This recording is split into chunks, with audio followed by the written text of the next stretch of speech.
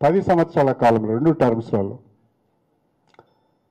Congress party వాళ్ళని చేర్చుకున్నారు, వైఎస్ఆర్సీపీని చేర్చుకున్నారు, తెలుగుదేశంను చేర్చుకున్నారు, బీఎస్పీని చేర్చుకున్నారు, సిపిఐని కూడా చేర్చుకున్నారు.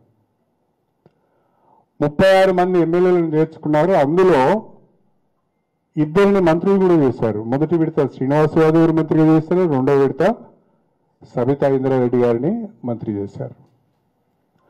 ఆ 36 మందిలో ఏ ఒక్కరు కూడా రాజీనామా చేయలేదు.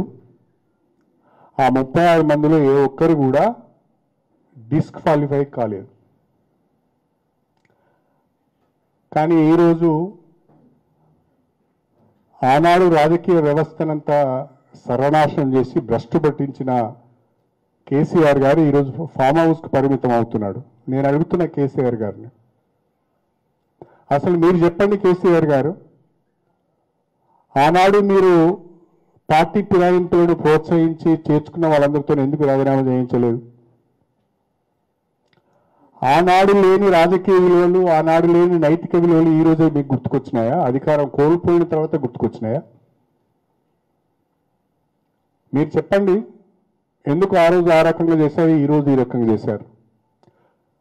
అంటే మీరు చేస్తేనే సంసారం, వేరే వాళ్ళు చేస్తే వ్యభిచారమా?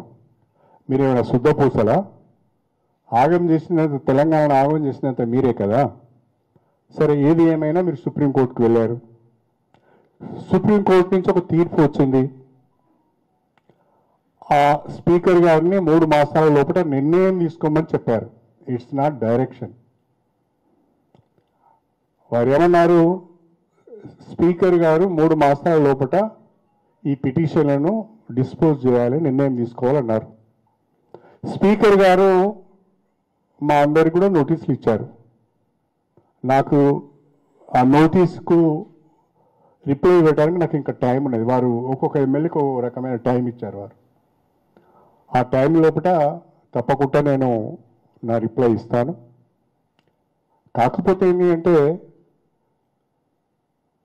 మీరు అధికారంలో ఉన్నప్పుడు మీరు ఫిరాయింపులను ప్రోత్సహించినప్పుడు ఒక రకమైన విధానం, ఇప్పుడు ఇంకొక రకమైన విధానం అనే విధంగా మీరు మాట్లాడుతున్నారు.